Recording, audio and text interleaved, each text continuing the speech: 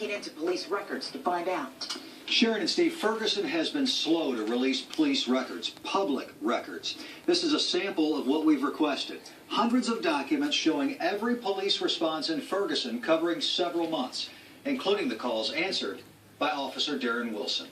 A half hour before he shot and killed Mike Brown, Darren Wilson was a short drive away in the Park Ridge Apartments, responding to a woman who told police a man threatened to shoot her. I remember the lady just kind of talking to the police. There wasn't really, I think she was giving a description of the guy. Neighbor Dana Murphy says the suspect had left the area. The police report says the victim declined to file charges.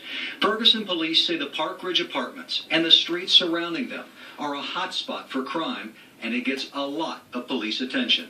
During the past few months, Officer Wilson and other cops from the nearly all-white police department had repeatedly answered calls in the nearly all-black apartment complexes of Park Ridge and Canfield Green, where Wilson killed Brown. Was there any concern about Darren Wilson and the way he responded to calls in those communities? No. 15 minutes after he left Park Ridge, Darren Wilson was at this apartment on a sick call for a 2-month-old baby.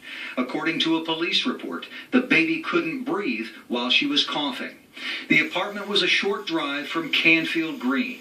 On his way out of the area, Wilson drove up to Brown, confronting him about Brown walking in the road. It was a confrontation that ended in a deadly shooting.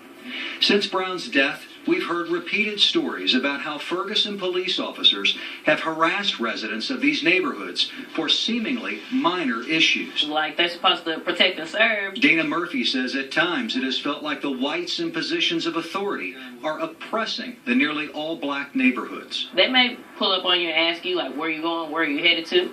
It's just like if you don't see me doing anything, I don't understand why that matters. Does that happen to you? Well, it's happened to me in my car. So you don't sense that you have a bad relationship with folks in these areas? No, we've had, like I said, daily, regular interaction with the community and a lot of positive feedback. Chief Jackson insists Ferguson police are not treating people differently because of their race or where they live. They are treating But people Murphy differently. says Yes, they are. The insensitivity of Ferguson police was exposed by the way they handled the Mike Brown case. And she says it reflected the view of her and her friends that officers have failed to connect with people living in neighborhoods that get much of their attention. The police may be needed to, be called over here for certain things, but they camp out back there, they'll walk through and tell us we can't be on the steps or sitting out in our front, which I understand. Chief Jackson says Ferguson police have partnered with the apartment complexes mentioned in our report and are committed to improving the relationship between police and the community. Bullshit. Today, Ferguson police finished another day of training by the Department of Justice. Bullshit. Craig Cheatham, News 4.